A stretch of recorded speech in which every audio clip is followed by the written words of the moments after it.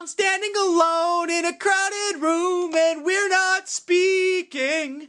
And I'm dying to know, is it killing you like it's killing me? Yeah. I don't know what to say since a twist of fate when it all broke down. And the story of us looks a lot like a tragedy now. I'm probably gonna get offline for a couple days, so I just want to show it. Sorry, somebody's complaining I didn't show the front of my shirt. So we all got the same. These are donated by somebody. Somebody who wants their daughter back.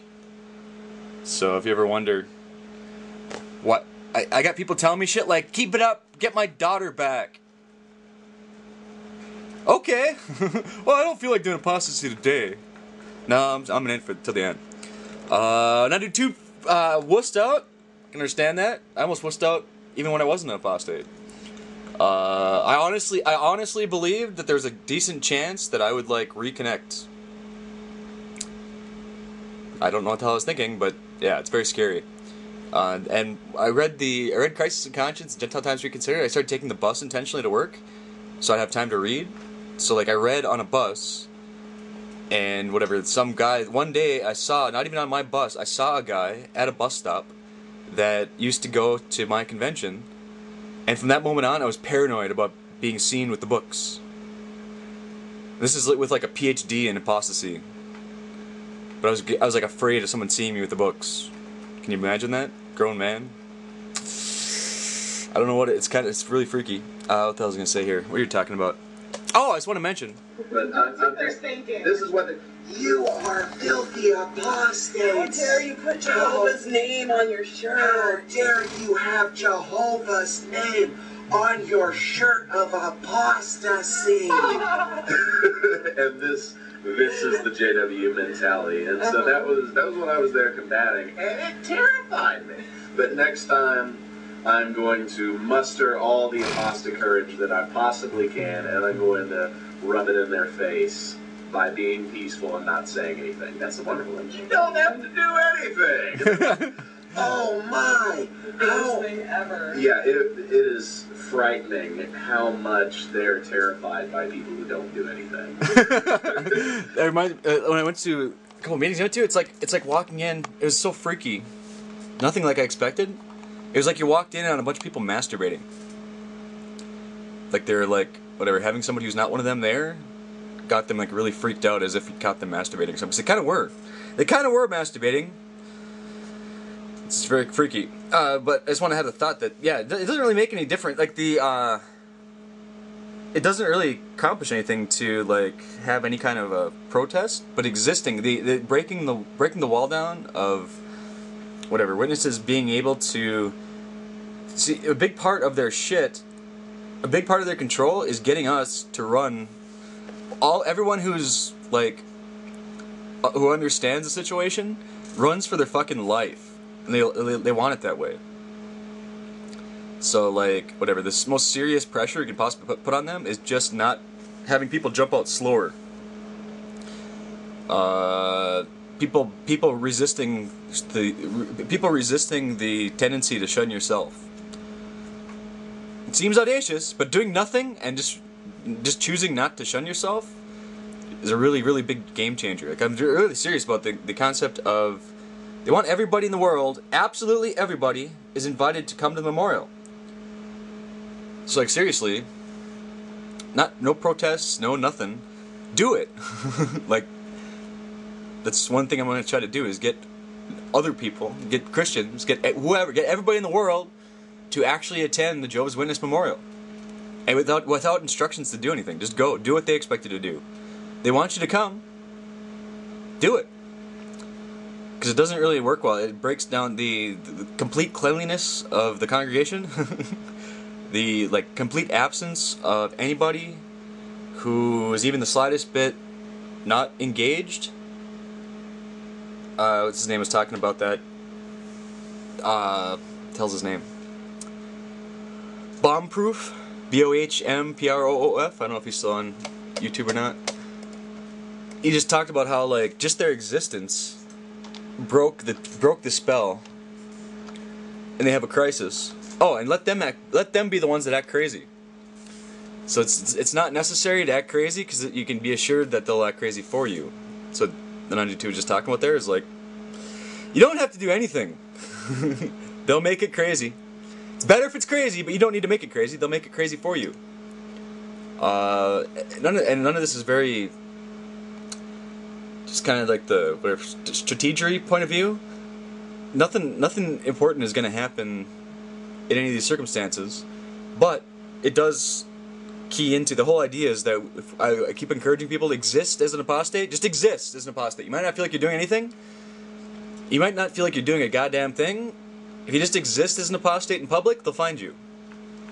Because, you know, sooner or later, everybody, you know, as long as the apostate community exists all the time, as long as we're telling the truth about the Watchtower all the time, they'll come find us. So, like, these little forays into direct action, whatever you want to call it, really the main objective would be to just keep awareness that we exist. As long as they're aware we exist, they can come find us. When they come find us, we win. It's not even helpful to like disrupt anything or even protest, in my opinion. You know, it's not really. I don't know, but it's remarkable in this particular circumstance. In most situations like this, it wouldn't be effective to not protest or not try to press a message. But in this case, you know, it's really not even whatever. It's extremely effective just to disobey the rules about shunning yourself. It's like Opposing Sons' take on it. I'm not disfellowshipped. As far as I'm concerned, I'm not. So this whole idea, just because they think it's insane for Opposing Sons to think that he can go talk to his friends and family, he doesn't have to agree. He doesn't have to like support that. They think I'm a shithead. Well, I better act like I know I'm a shithead, or else I'll be disrespecting them. No, you're not. You don't have an obligation to respect their thinking you're a shithead. No, like it just kind of.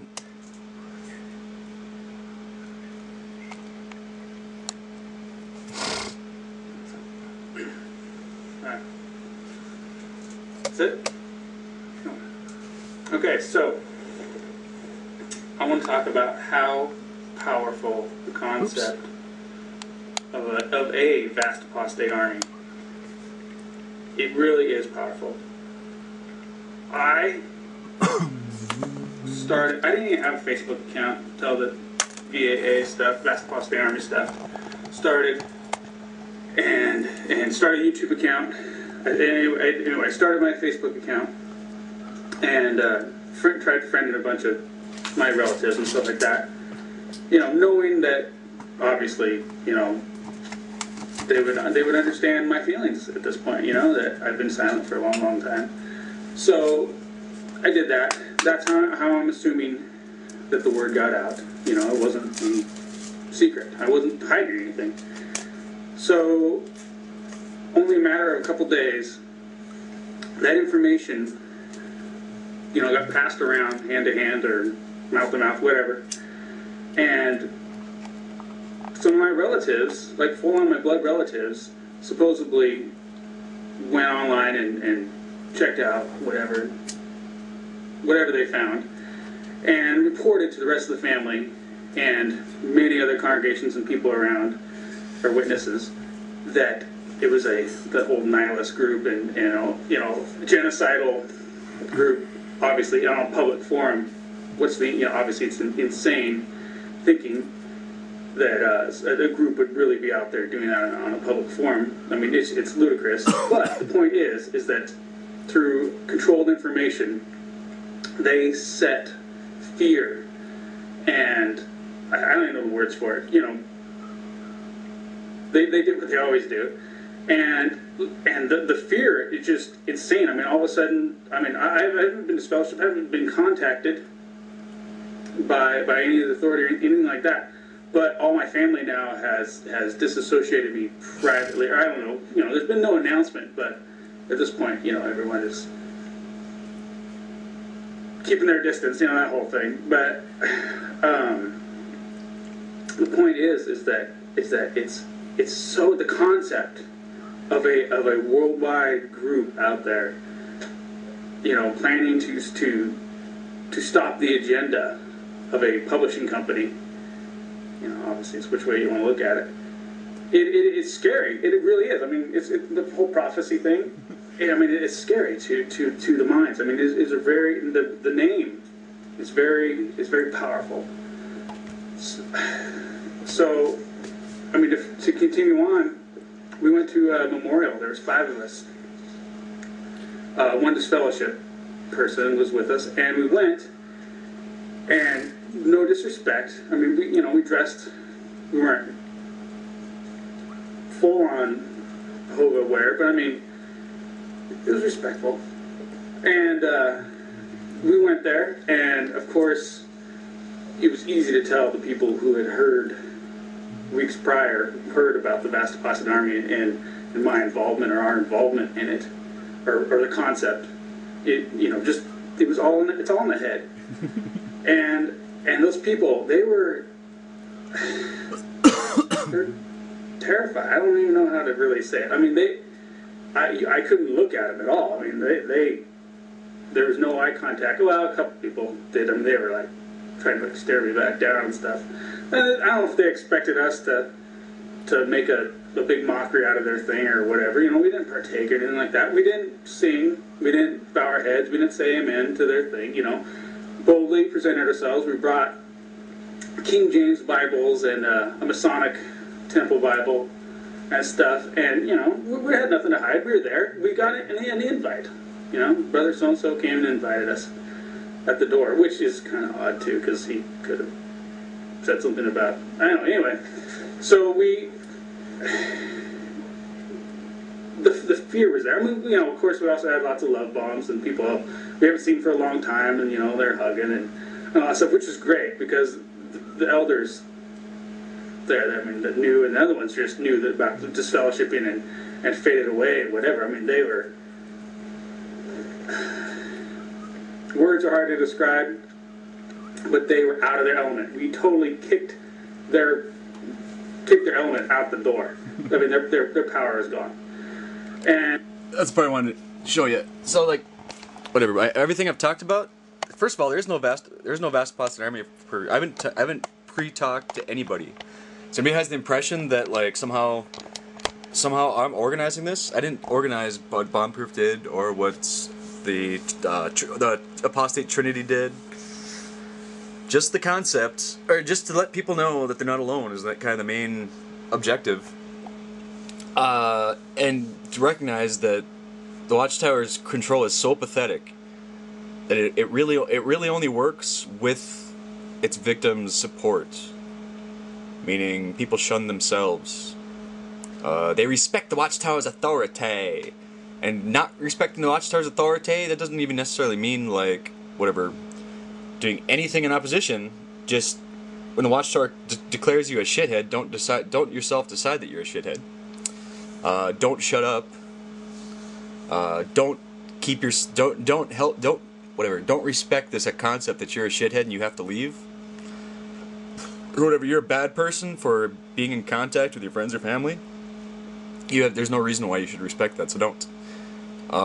Don't help them. If we don't help them, they won't be successful. They're too pathetic way too pathetic to be able to sustain any kind of. They only sustain in the very specific ways that they do, which is to make us run for the hills when we figure it out.